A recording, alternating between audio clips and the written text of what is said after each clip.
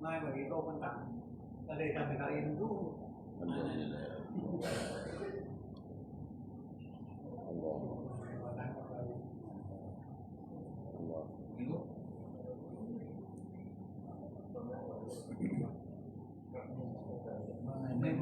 Assalamualaikum warahmatullahi wabarakatuh. A'udzu billahi minasyaitonir rajim. Bismillahirrahmanirrahim. Alhamdulillahi rabbil alamin. Wassalatu wassalamu ala asyrafil anbiya'i wal mursalin wa ala alihi wa sahbihi ajma'in. Subhanaka la ilma lana illa ma 'allamtana innaka antal alimul hakim wa la hawla wa la quwwata illa billahil aliyyil azim. Qala rabbi shrah li sadri wa yassir li amri wahlul 'uqdatam min lisani yafqahu qawli. Qala al-musannifu rahimahullahu ta'ala wa nafa'ana wal muslimina bi'ulumihi fid dharain amin. Natihokna Bahyatul Muqtadin natihok pantat tipet napjakanglah. Natihok pantat tipet napjakanglah. Tongana makin. Tongana. Maka sifat yang pertama daripadanya dinamakan sifat nafsiyah. Keเรากำลังพูดคุยเรียนรู้กันนะครับในเรื่องของหลักการศรัทธาผ่านการรู้จักกับอัลลอฮฺ Subhanahu wa Ta'ala เกี่ยวกับการรู้จักสิฟัตของพระองค์เมื่อที่บอกกับพี่น้องตลอดการที่เราจะรู้จักกับอัลลอฮ์นั่นก็คือเรารู้จักด้วยการรู้จักกันสิฟัตของอัลลอฮ์ไม่ใช่ให้เราไปรู้จักกันสัตว์ของอัลลอฮ์ฉะนั้นเรื่องราวที่ผ่านมานี้นะเราได้พูดถึงไปทั้งหมด13สิฟัต13สิฟัตแล้วซึ่งก็เรียกว่าเป็นแนวทางนะ13สิฟัตนั้นที่แบ่งแยกสิฟัตของอัลลอฮฺ Subhanahu wa Ta'ala ที่สิฟัตวาญิบที่เราต้องรู้นะนั่นก็เรียกว่าแนวทางของอิหม่ามอัชอารีซึ่งได้แบ่งออกไปเป็น13สิฟัตวาญิบสำหรับอัลลอฮฺที่เราวาญิบจะต้องรู้นี่นะแนวทางของท่านอิหม่ามอัชอารีฉะนั้นก็บอกว่าmaka sifat yang pertama daripada 13 sifat dan sifatที่1จาก13sifatนั้นdinamakan sifat nafsiyah ก็ชื่อว่า sifat nafsiyah sifatที่1จาก13 sifat นั่นคืออะไรล่ะ sifat wujud ก็เรียกว่า sifat nafsi อะไร sifat nafsi ล่ะที่ก็เรียกว่า sifat nafsi sifat nafsiyah niก็คือ sifatที่มันsabit ก็เรียกว่ามีอยู่ที่zatของอัลลอฮฺ Subhanahu wa Ta'ala ตราบใดที่อัลลอฮฺ Ta'ala นั้นวujud และก็ไม่ใช่ว่าเพื่อสาเหตุนั้นเพื่อสาเหตุนี้ไม่ใช่ว่าจะต้องมีเงินไขว่าจะต้องมีสิ่งนั้นจะต้องมีสิ่งนี้คือไม่ได้พบมันกับสิ่งไหนsifat nafsiyah sifat wujud ni sifat ini di Allah Subhanahu wa Ta'ala sifatนี้คือsifatการมีของอัลลอฮ์นั้นมันคือมันไม่ได้เนื่องจากว่าต้องมีsifatนั้นต้องมีsifatนี้มา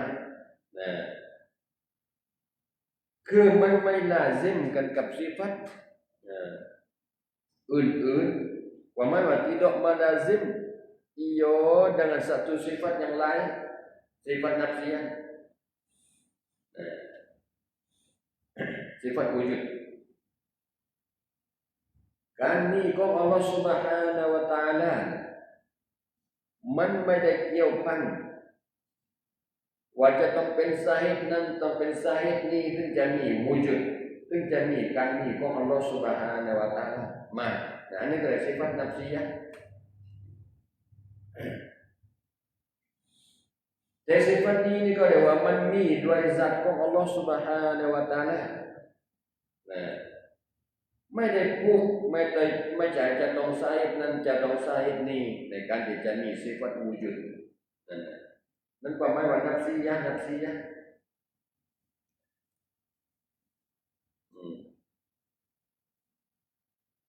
สิฟัตที่ยืนยัดอยู่ด้วยสัตว์ของอัลลอฮฺซุบฮานะฮูวะตะอาลาโดยไม่ได้เกี่ยวเนื่องไม่ได้เกี่ยวกับสาเหตุอันใดไม่ได้เกี่ยวกันไม่ลาซิมกับสิฟัตอื่นๆนะไม่ใช่จำเป็นจะต้องมีสิฟัตอื่นๆถึงจะมีสิฟัตวูจุดมานะอันนี้เราเข้าใจไปแสดงว่าสิฟัตนับซียะสิฟัตวูจุดของอัลลอฮฺซุบฮานะฮูวะตะอาลามันยืนยงมันอยู่นะdenganยืนอยู่กับzatของอัลลอฮฺ Subhanahu wa taala นั่นก็ได้sifat nafsiyah dan lima kemudian daripada sifat yang pertama sifat sanbiyahและsifat หลังจากนั้นนั่นก็เรียกว่า sifat sanbiyah ก็เรียกว่า sifat sanbiyah ada yang sifat จากนั้นนะidam baqa mukhalafatuhu lil hawadis qiyamuhu bi nafsih wahdaniyat sifat หลังจากนั้นก็เรียกว่า sifat sanbiyah ก็เรียก sifat sanbiyah ไอ้ได้ sifat sanbiyah ไอ้เรารู้จัก sifat sanbiyah ตั้งแต่idam baqa mukhalafatuhu lil hawadis qiyamuhu bi nafsih wahdaniyat sifat หลังจากวujudก็เรียกว่า sifat sanbiyah ความหมายว่า sifat sanbiyah นี่คือ sifat ที่มันมานาฟีกันนะสิ่งที่ไม่ปรากฏสิ่งที่ไม่เหมาะสมกับzatของอัลลอฮฺ Subhanahu wa taala นะก็เรียกว่า sifat นี้นี่คือมันนาฟีปฏิเสธกันสิฟัตต่างๆที่ว่าไม่เหมาะสมกับzatของอัลลอฮ์ไม่เหมาะสมไม่สมควรไม่คู่ควรกับzatของอัลลอฮ์ไม่คู่ควรกับสิฟัตของอัลลอฮ์ Subhanahu wa taala เช่นกิดามเช่นสิฟัตกิดามเนี่ยกิดามนี่แปลว่าอะไรล่ะแปลว่าเดิมอัลลอฮ์ตะอาลานี่ทรงเดิมฉะนั้นความหมายว่าอัลลอฮฺตะอาลาทรงเดิมนี่คือมันนาฟีกันอาวานนาฟีกันจุดเริ่มต้นแห่งการมีของอัลลอฮ์แล้วก็มันนาฟีปฏิเสธกันจุดอะไรอาคิดจุดสุดท้ายมันปฏิเสธก็เรียกว่าในการเริ่มต้นมีของอัลลอฮ์ตรงนั้นไม่มีในการเริ่มต้นมีอัลลอฮ์ก็เรียกว่าจุดเริ่มต้นแห่งการมีzatอัลลอฮฺ Subhanahu wa taala จุดเริ่มต้นแห่งการมีสิฟัตของอัลลอฮฺ Subhanahu wa taala เราปฏิเสธสิฟัตนี้สิฟัตกิดามอันนี้ก็เรียกสิฟัตสันดีนะปฏิเสธ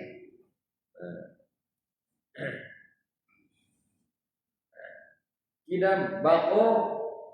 อก็เป็นสิฟัตสันดีบากอนี่แปลว่าเราตาลานี่ท่าวอนฉะนั้นความหมายว่าท่าวอนของอัลลอฮ์เนี่ยหมายถึงว่ามันปฏิเสธกันอาคิดจุดจบหรือว่าจุดสิ้นสุดแห่งการมีของอัลลอฮ์ Subhanahu wa taala ปฏิเสธอันนี้ก็เรียกสิฟัตสันดีมันอัลลอฮ์ Subhanahu wa taala นี่บากอก็คือทรงท่าวอน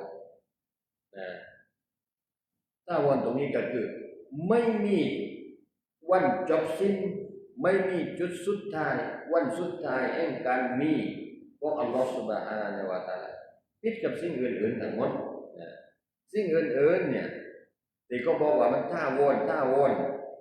มันมีวันจบสิ้นทั้งหมดมีวันสิ้นสุดทั้งหมดทุกอย่างไม่ว่าสิ่งไหนก็ตามที่จะแข็งแรงที่จะคงทนที่จะสักเท่าใดก็ตามแต่มีวันที่จะสลายมีวันที่จะจบสิ้นแต่zatของอัลลอฮ์ล่ะบากอท่าวอน sifatของ Allah Taala là baqo thawat ฉะนั้นเราพูดไปจากปัญญาตั้งมัดในสิฟัตสันบียิดามบางก็มุคอลาฟาตูฮุลิฮาวาดิสเหมือนกันนั่นก็เรียกมันปฏิเสธเป็นสิฟัตที่มาปฏิเสธในสิ่งที่ตรงกันข้ามsifat nanti dan 7 kemudian daripada 5 sifat ma'ani และ7 sifat หลังจากนั้นก็เรียกว่า sifat ma'ani หลังจากวะดานียะห์กุดรัตอิราดะห์อิลมุฮายาตุนซัมอุนบัศรุนกะลามุน7 sifat 7 sifat หลังจากนั้นก็เรียกว่า sifat ma'ani ก็เรียก sifat ma'ani sifat ตั้งแต่นั้นก็เรียก sifat ma'ani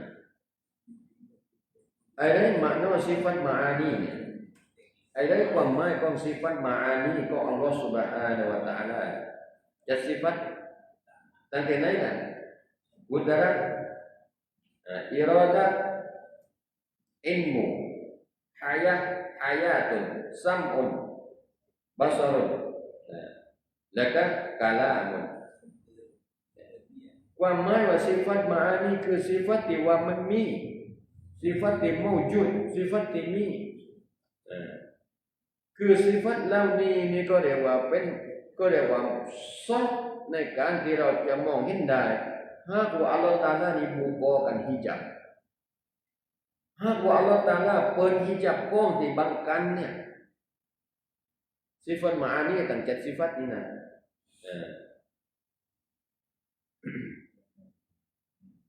ฉะนั้นเนี่ยในบรรดา sifat ma'ani ทั้งหมดเนี่ยตั้ง7 sifat เนี่ยก็เรียกเป็น sifat ที่มีที่อัลเลาะห์ Subhanahu wa taala และก็ซอฟเราสามารถที่จะมองเห็นได้หากอัลเลาะห์ตะอาลาเปิดฮิญาบนี่คือกล้องบังกันกล้องบังกันที่มันมีอยู่ที่ sifat ma'ani เนี่ย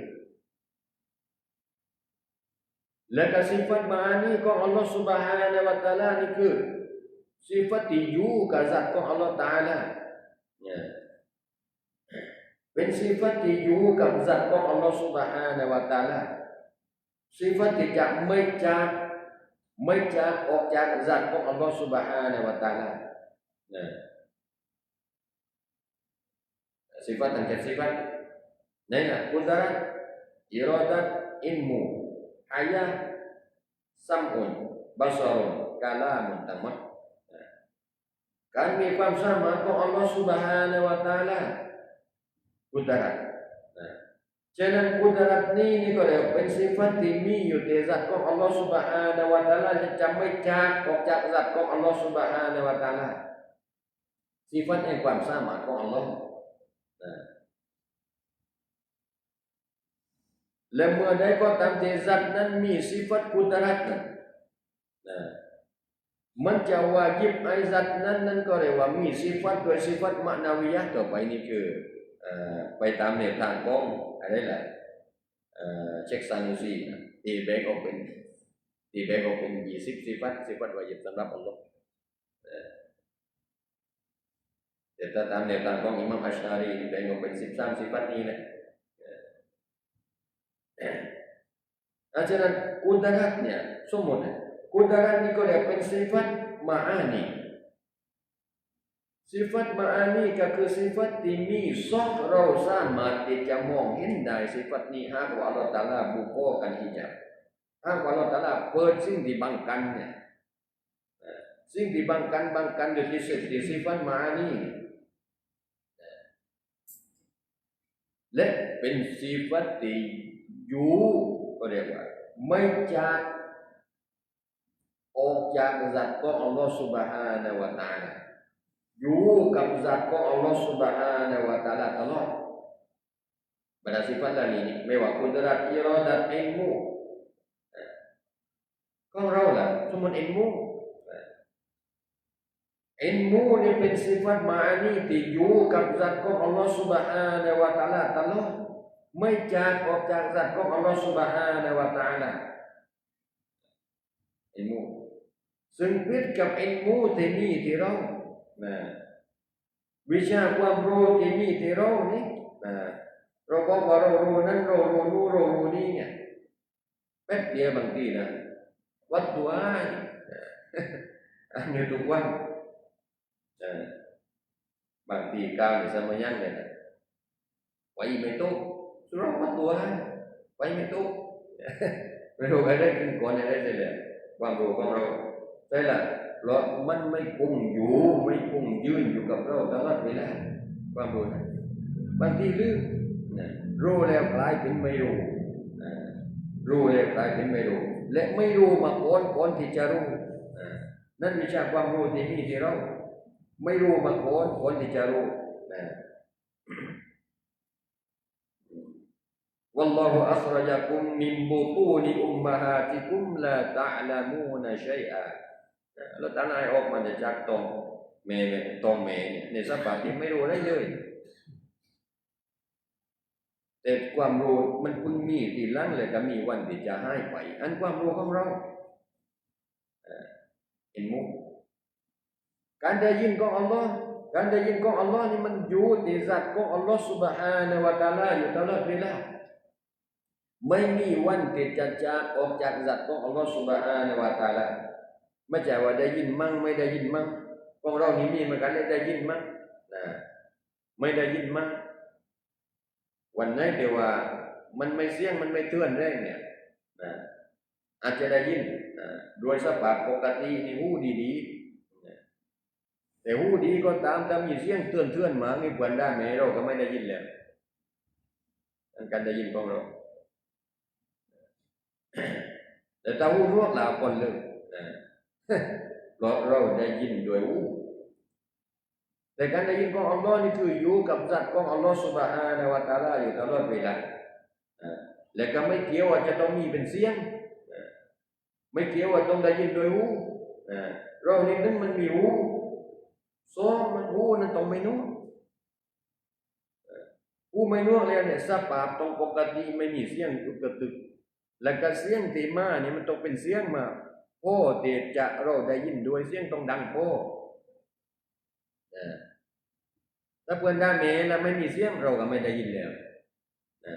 เพื่อนด่าเมย์มุกมิบตำปากมุกมิบเราก็ไม่ได้ยินแล้วรวมได้นะรวมไหวนะเราอาศัยตรงมีเสียงอันการได้ยินของเราอันนั้นก็เรียกว่าสิฟัตมานีจัดสิฟัตตามหลังที่นั้นinilah yakni 13 sifat dan 13 sifat inilah juga sifat yang wajib bagi Allah Ta'ala ni lah ke sifat yang wajib di Allah diwajibเราจะต้องรู้ทั้ง13 sifat dan segala lawannya yang mustahil atas Allah laka benda sifatที่ตรงกันข้ามซึ่งมุสตาฮิลบนอัลลอฮฺตะอาลาsifatที่ตรงกันข้ามกับ13 sifatนี้ซึ่งมุสตาฮิลบนอัลลอฮฺ Subhanahu wa taala yang wajib diketahuikan tiap-tiap satu daripada 13 sifat ซึ่งwajib เราจะต้องรู้จาก13 sifat รวมด้วย sifat มุสตาฮิล wajib จะต้องรู้อันนี้นี่pada qaul yang rajih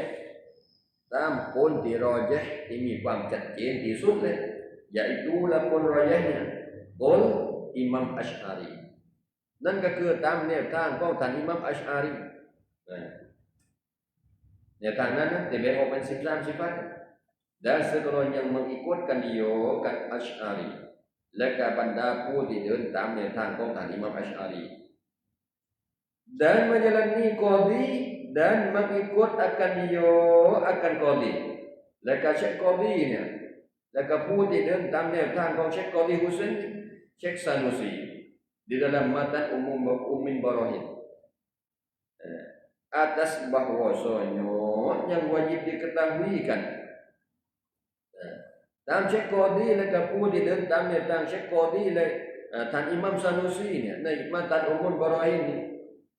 Kau bawa yang wajib diketahuikan atas jalan tafsir itu. Dia wajib rau jatong rubun untang tafsir untang ye na 20 sifat, 20 sifat.ซึ่งเดี๋ยวเราเรียนกันมานี่เราก็เรียนกันมา20 sifat 20 sifat ส่วนใหญ่นั่นก็เรียกตามแนวทางของเช็คซันซีเช็คกอดี dengan ditemukan 7 sifat yang dinamakan sifat maknawiyah ซึ่งเพิ่มก็ไปอีก7 sifat ตามแนวทางของอิหม่ามอัชอารี13เพิ่มก็ไป7ตามแนวทางของเช็คซันซีเป็น20 yang dinamakan sifat maknawiyah ถึง7 sifat ที่เพิ่มมาทีหลังนี่ก็เรียกว่า sifat maknawiyah ก็เรียก sifat maknawiyah yaitulah sifat maknawiyahnya qauluhu ta'ala qadiran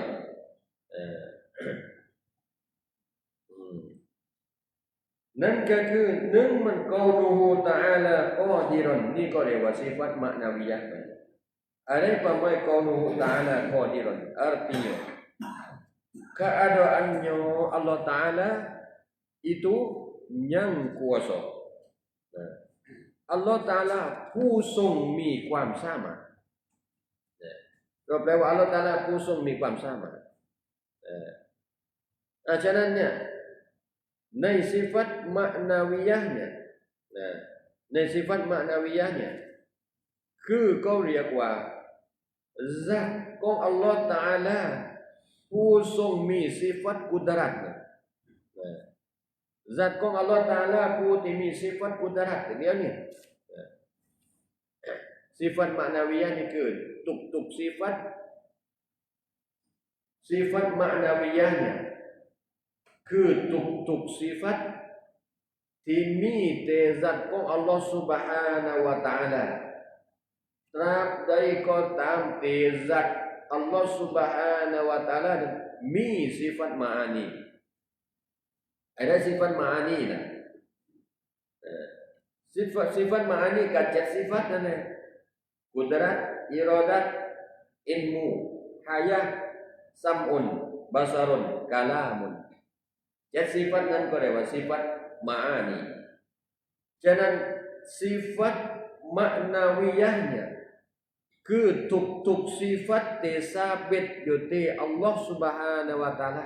ทุกๆ sifat ที่มีอยู่ที่ zat ของ Allah Subhanahu wa Ta'ala selamaตราบใดก็ตามแต่ zat ของ Allah Subhanahu wa Ta'ala มี sifat ma'ani เมื่อ zat ของ Allah Ta'ala มี sifat ma'ani มีกุดรัตเลย Allah Ta'ala จะมี sifat qauluhu qadiran เมื่อ zat ของ Allah Subhanahu wa Ta'ala มี sifat iradat เลย zat ของ Allah Subhanahu wa Ta'alaก็มี sifat qauluhu muridan มันจะทราบมันจะเกี่ยวโยงมันจะเกี่ยวโยงระหว่าง sifat นี้ระหว่าง sifat ma'ani กับ sifat ma'nawiyah หนึ่ง qauluhu qadiran dan qauluhu muridan สองsifatที่สองของ sifat ma'nawiyah artinya keadaan Allah Ta'ala itu yang berkahano Allah Ta'ala ผู้ทรงberkahano นี่ก็เรียกประสงค์ทรงประสงค์มีความประสงค์มีความเจตนาในการทำสิ่งใดก็ตามไม่ใช่ถูกบังคับนี่ก็เรียกว่าเป็นสิฟัตที่ว่ามันลาซิมกันกับสิฟัตอะไรล่ะอิรอดะเมื่อ zat ของ Allah Subhanahu wa Ta'ala นั้นมีสิฟัตอิรอดะเมื่อ zat ของ Allah Subhanahu wa Ta'ala นั้นมีสิฟัตอิรอดะเลยลาซิมก็เรียกว่าสิฟัตมันซาบิตที่ zat ของ Allah Ta'ala นั้นมีสิฟัตqauluhu muridan คือเราก็จะว่าสิฟัตมะนาวiyah ตั้ง7สิฟัตนี้เนี่ยมันจะซาบิต มันจะลาซิมกันกับซิฟัตมาอานีจะลาซิมกันตลอดมันจะลาซิมกันตลอดแต่ซิฟัตมานาวิยะเนี่ยมันนอกเนื้อจากซิฟัตมาอานีอันตามแนวทางของแจ็คสันยูซีนะซิฟัตมานาวิยะเนี่ยคือก็เรียกว่ามันนอกเนื้อจากซิฟัตมาอานีแต่มันลาซิมซิฟัตมานาวิยะจะลาซิมจะอยู่ประจำจะเกี่ยวข้องกันนะจะซาบิดกันกับซัตของอัลลอฮฺซุบฮานะฮูวะตะอาลาที่มีซิฟัตมาอานีมันเกี่ยวข้องกันตลอดแต่ตามแนวทางของท่านอิหม่ามซานูซีนี่ก็แยกออกมามันคนละซิฟัตแต่ว่ามันลาซิมกันก็เรียกมันจะต้องอยู่ประจำกันก็ไม่ว่าลาซิมdan kaunuhu aliman artinya keadaan Allah tu yang mengetahui Allah Ta'ala sungguh dan kaunuhu hayyan artinya keadaannya yang hidup Allah Ta'ala pusung pen ini keadaan yang tibaกับพี่น้องไปเลยก่อนหน้านี้นั่นน่ะayatul hayahเนี่ยsifat hayahnyaเมื่อเรานึกถึงสิฟัตฮายะสิฟัตเป็นเมื่อเราตึงแรงถึงสิฟัตเป็นสิ่งที่เป็นนั้น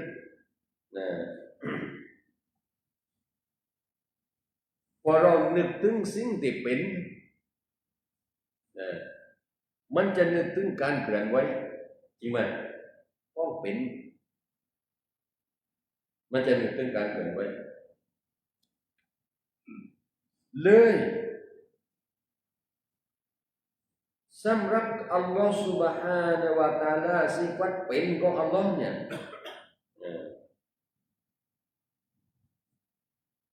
ก็เรียกว่ามันไม่เกี่ยวข้องกับการเคลื่อนไหวไม่เกี่ยวข้องกับการเคลื่อนไหวฉะนั้นเราจะไปกล่าวปันนี้ไม่ได้เราจะไปกล่าวว่าเมื่ออัลลอฮฺ Subhanahu wa Ta'ala เป็นทุกอัลลอฮฺตะอาลาจะต้องมีการเคลื่อนไหวไม่ได้เพราะแต่จริงการเคลื่อนไหวนั้นมันไม่ใช่เป้าหมายแห่งการเป็นของอัลลอฮฺซุบฮานะฮูวะตะอาลาเราว่าอัลลอฮฺตะอาลานั้นไม่ได้เคลื่อนไหวไม่ได้เคลื่อนที่ไม่ได้โยกไปนั้นไม่ได้โยกไปนี้ไม่ได้มีทิศไม่มีทางไม่มีบนไม่มีหลังไม่มีซ้ายไม่มีขวาไม่มีหน้าไม่มีหลังฉะนั้นเนี่ยอัลลอฮฺตะอาลาทรงเป็นอัลลอฮฺตะอาลาทรงเป็นโดยนั้นเป็นโดยสิฟัตฮายะของอัลลอฮฺซุบฮานะฮูวะตะอาลาอันนี้ก็เรียกว่ามันจะทำให้ความคิดของเรานี่มันเลยบางทีใช่ไหมพอพูดว่ากล้องที่เป็นเนี่ยเราจะนึกไปถึงการเคลื่อนไหวนู่นเลยกล้องเป็นล่ะแต่กล้องไม่เคลื่อนไหวล่ะกล้องตายฉะนั้นเนี่ยตรงนั้นเนี่ยไม่มีที่อัลลอฮฺซุบฮานะฮูวะตะอาลาเราไปกล่าวเช่นนั้นไม่ได้ไปนึกเช่นนั้นไม่ได้ไปกล่าวเช่นนั้นไม่ได้ต่อไปdan kaunuhu sami'an artinya keadaan Allah tu yang mendengar Allah Ta'ala kusung dayin ini ko dikau sifat maknawiyah ini man ja lazim ja sabitอยู่ที่ zat ของ Allah Ta'ala ที่มี sifat sam'un มันที่boleh dia dan kaunuhu basiran artinya keadaannya Allah yang melihat Allah Ta'ala kusung ห็นkusungเห็นฉะนั้นการเห็นของอัลลอฮฺซุบฮานะฮูวะตะอาลาเขาบาซีรอนเนี่ยก็เรียกว่ามันเป็นสิฟัตหนึ่งซึ่งมันลาซิมอยู่กับซัตนั่นแหละซัตที่มีสิฟัตซัมอุนซัตอัลลอฮฺตะอาลาที่มีสิฟัตซัมอุนที่มีสิฟัตมาอานีนะ ซัตนั้นเลยเขาเรียกว่ามันจะมีสิฟัตเกานูฮูบาซีรอนมันจะลาซิมกันมันจะประจำกันไปเลยจะประจำกันแต่ว่าสิฟัตเกานูฮูบาซีรอนกับสิฟัตบาซารอนเนี่ยมันคนละสิฟัตกันแต่มันลาซิมกันมันอยู่ประจำกันนั่นตามเนี่ยตามก็ท่านอิหม่ามซานุซีจากการเห็นของอัลลอฮฺซุบฮานะฮูวะตะอาลาผู้ทรงเห็นเนี่ยเราก็อาจจะเผลอไปก็ได้ว่ามันเลยไปความคิดว่าการเห็นนี่คือมันเห็นได้ด้วยตาแต่การเห็นนี่มันต้องเห็นได้ด้วยตาตรงนี้ที่ต้องระวังตรงนี้ที่ต้องระวังเพราะการเห็นของอัลลอฮฺซุบฮานะฮูวะตะอาลานี่ไม่เกี่ยวข้องว่าจะต้องเห็นด้วยตาไม่เกี่ยวข้องด้วยตาไม่เกี่ยวข้องด้วยมืดไม่เกี่ยวข้องด้วยแจ้งไม่เกี่ยวข้องด้วยแสงสว่างมันผิดกับการเห็นของเราการเห็นของเรานี่เราต้องมีตานะมีตาแล้วตาต้องไม่บอดด้วยบางทีมีตาแล้วนี่ตาไม่บอดนี่เลยไม่เห็นต้องใช้เลยอันการเห็นของเราฉะนั้นเราอย่าเลิกความคิดไปก็ได้อย่าเลิกความคิดไว้ว่าตาเห็นนี่คือต้องเห็นด้วยต้องมีตาอันนั้นนะมันเป็นมักลุกเป็นมักลุกแต่ไม่ใช่ที่อัลลอฮฺ Subhanahu wa taala เนี่ยdan kaunuhu mutakalliman artinya keadaannya keadaan Allah itu yang berkata-kata Allah Taala ผู้ทรงพูดผู้ทรงพูดเลยสิฟัตนี้ก็เรียกว่า kaunuhu mutakalliman เนี่ยมันจะลาซิมอยู่กับซัตตราบใดก็ตามที่ซัตนั้นมีสิฟัตกาลัมแล้วเราเรียนอากีดะห์นี่เราเรียนสิฟัตนี่เราไอ้พอเข้าใจเนี่ยนะไอ้พอเข้าใจไปอธิบายกับพวกมีไอ้ทุกมาเรียนเลยฉะนั้นเนี่ยเมื่อซัตนั้นอัลลอฮฺตะอาลานั้นมีสิฟัตกาลัมเลยซัตนั้นก็เรียกว่ามีสิฟัตกอนูฮูมุตะกัลลิมันมันลาซิมกันเพราะว่าสิฟัตมะนาวิยะห์เนี่ยกอนูฮูมุตะกัลลิมันเนี่ยมันจะลาซิมกันกับสิฟัตมะอานีก็คือกาลามแต่ว่าระหว่างกอนูฮูมุตะกัลลิมันกับกาลามมันคนละสิฟัตแต่มันลาซิมกันเพราะสิฟัตมะนาวิยะห์ทั้งหมดเนี่ย7สิฟัตข้างหลังนี่มันจะลาซิมอยู่กับซัตตราบใดก็ตามที่ซัตนั้นมีสิฟัตมะอานีมีสิฟัตมะอานีทีนี้สิฟัตการพูดของอัลลอฮฺ Subhanahu wa taala นี่ก็เช่นกันสิ่งที่เราเลิกความคิดไปสิ่งที่เราเลิกความคิดไปนั่นแหละเมื่อเขาบอกว่าในหลักฐานแห่งการพูดของอัลลอฮฺ Subhanahu wa taala ที่อัลลอฮฺ Taala ส่งพูดนั้นทุกคนก็จะจำได้ทุกคนก็จะพูดเสียงเดียวกันอัลลอฮฺ Subhanahu wa taala บอกว่าวะกัลลัมัลลอฮุมูซาตักลีมาอัลลอฮฺ Taala พูดกับนบีมูซาที่ภูเขาตุรซีนันฉะนั้นเนี่ยความคิดของเรามันจะเลยไปแบบไหนเลยไปว่าอัลลอฮฺ Subhanahu wa taala เนี่ยพูดกับนบีมูซาที่ตรงนั้นเลยที่ภูเขาตุรซีนันพูดตอนนั้นแหละเริ่มพูดตอนนั้นเลยตอนที่พูดกับนบีมูซาเริ่มพูดตอนนั้น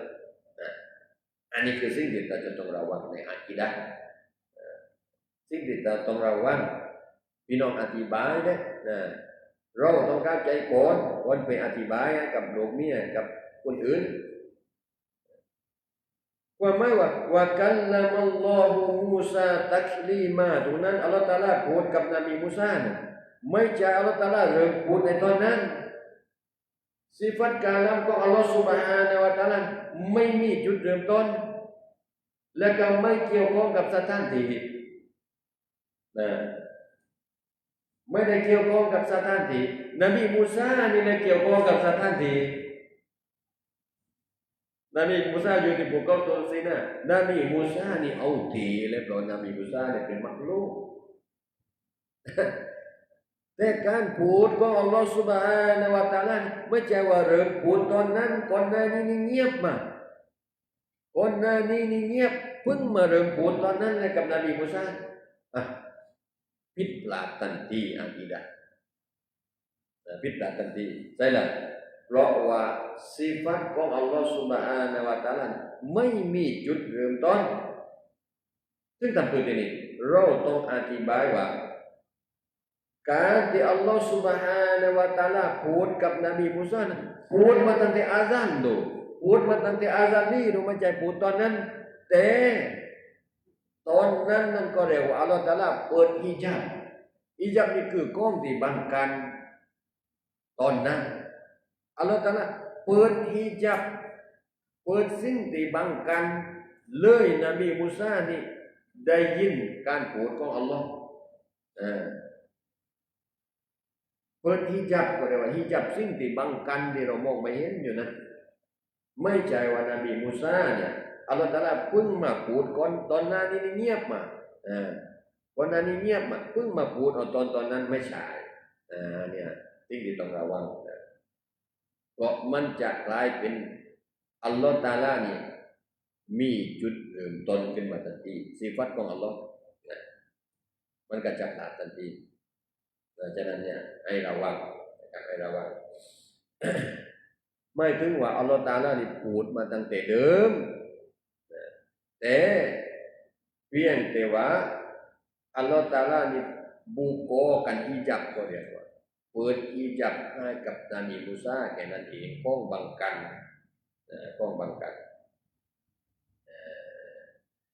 dan segala sifat yang 7 ini Leka sifat tangket niคือsifat ma'nawiyahnya melazimkan sifat ma'ani yang duluมันจะlazimอยู่ประจำอยู่กับ sifat ma'ani ก่อนหน้านี้7 sifat sifat ma'ani นี่แหละ qudarat iradat ilmu hayat sam'un basarun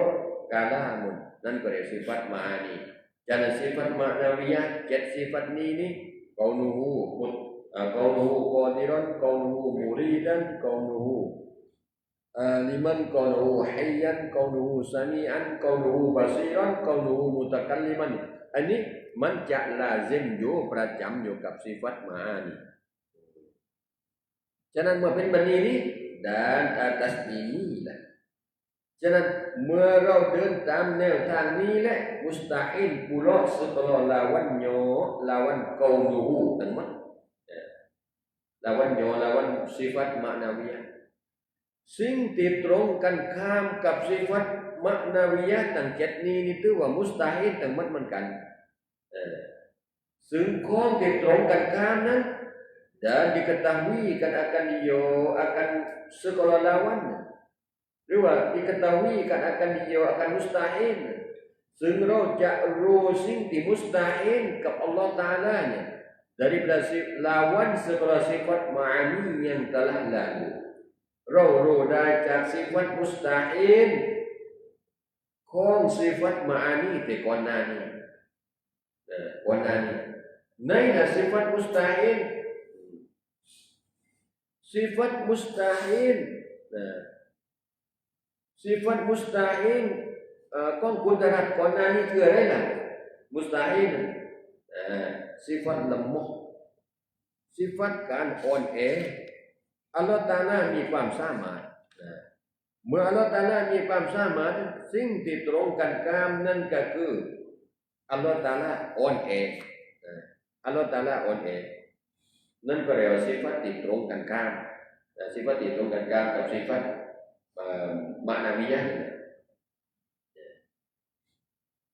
sifat Allah Subhanahu wa taala ni jan Allah taala ni hayyan jan Allah taala ni hayyan Allah taala ni เป็นฉะนั้น sifat ที่ตรงกันข้ามอะไรล่ะmayyitan sifat mustahil Allah Subhanahu wa taala มี sifat kaunuhu muridan Sifat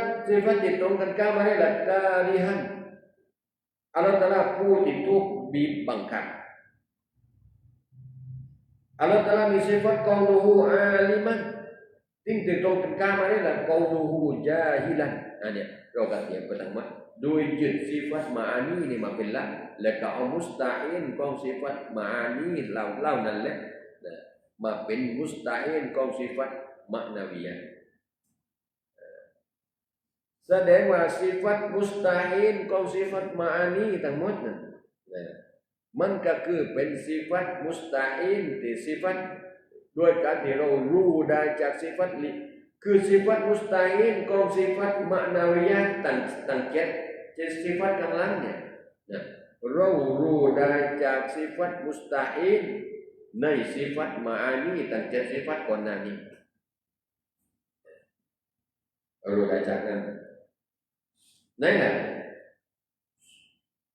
เช่นอัลลอฮฺ Subhanahu wa Ta'ala นี่กอลูฮูกอดิรayat sifat mustahil qauluhu ajizan sifat mustahil sifat qauluhu muridan Allah Ta'ala ni sifat qauluhu muridan mustahil adalah qauluhu karihan Allah Ta'ala ni sifat qauluhu aliman ada sifat mustahil qauluhu jahilan Allah Ta'ala ni sifat qauluhu hayyan ada sifat mustahil qauluhu mayyitan lebih tambah Allah Ta'ala ni sifat qauluhu sami'an sifat mustahil adalah qauluhu asammu lewat tuli punuan Allah Ta'ala ni sifat qauluhu basiran ada sifat tunggal kamu qauluhu a'ma ni lewat bod Allah Ta'ala ni sifat qauluhu mutakalliman antara pusuku sifat mustahil ke qauluhu abakamu lewat baik ajarannyaสิ่งที่เราวาญิบจะต้องเรียนรู้sifat ตั้ง20 sifat เนี่ยเพื่อต้องการที่จะรู้จักกับอัลลอฮฺ Subhanahu wa Ta'ala ผ่าน sifat เหล่านี้ไม่ใจเราเรียนรู้กันเพื่อที่จะเข้าไปรู้จักกับสัตว์ของอัลลอฮฺ Subhanahu wa Ta'ala มาฉะนั้นลูกของเราภรรยาของเราหลานของเราใครก็แล้วแต่เราจะให้เขาเรียนแนวทางไหนให้เขาเรียนมาอะไรไหนให้เขาเรียนในสถาบันไหนก็แล้วแต่แล้วให้เขาเรียนวิชาไหนก็แล้วแต่แล้วแต่อย่าลืมให้เขาได้เรียนวิชาแห่งการรู้จักกับอัลลอฮฺ Subhanahu wa Ta'ala พี่น้องเราควรขั้นตรงนี้นะไม่ใช่ว่าเราไปให้ลูกเรียนสร้างมันเร็วให้ไปเรียนสถาบันมหาวิทยาลัยเร็วร้อยแล้วหน้าที่เรานะให้ลูกได้ทำงานมีการมีงานมีหน้ามีตามีสังคมถ้าว่าอัลลอฮฺตะอาลารู้จักอัลลอฮฺตะอาลาไม่นะsifat wajib sifat mustahil sifat harus เข้าใจมาหลักการศรัทธาที่วาญิบเราจะต้องศรัทธาที่ถูกต้องเข้าใจมาเรามีความสุขไหมเราประทับใจเรามีความสุขแล้วหรือเห็นลูกประสบความสำเร็จในหนังเกาอีในทำงานดีๆมีหน้ามีตาในสังคมในขณะเดียวกันลูกของเรานี้ไม่รู้จักกับอัลลอฮฺ Subhanahu wa Ta'ala เรามีความสุขแล้วหรือฉะนั้นเนี่ยอย่าลืมลูกจะเรียนวิชาไหนก็แล้วแต่อย่าลืมให้ได้เรียนรู้วิชารู้จักกับอัลลอฮฺ Subhanahu wa Ta'ala เป็นเด็ดขาดเราก็จะได้รับความปลอดภัยในวันอาคิเราะห์นี้นะsumma qala dan bermula dalil atas yang dimakan itu wallahu a'lam bismillahirrahmanirrahim alhamdulillahirabbil alamin wassalatu wassalamu ala asyrafil anbiya'i المرسلين وعلى آله وصحبه أجمعين اللهم افتح لنا العارفين ووسع رزقنا ونور قلوبنا واجعل أعمالنا خالصة لوجهك الكريم يا رب العالمين وصلى الله على سيدنا محمد وعلى الحمد لله.ไปไหนกันบ้างเนี่ยไปไหนกันบ้างวันนี้ Kita bikin aja, Pak. ที่ไหนอ่ะ Kita bilangnya, อ๋อเป็นตอนเช้าไหมอ่ะ anu kerja, kayak pagi kerja di mana? อ๋อที่ปิดที่กูยัดไปป่าไหน Yang kenapa? ตอนเช้าอ่ะชวนบ้างนะไปดูเองไปดูเองไปดูเอง Baik, kamu saya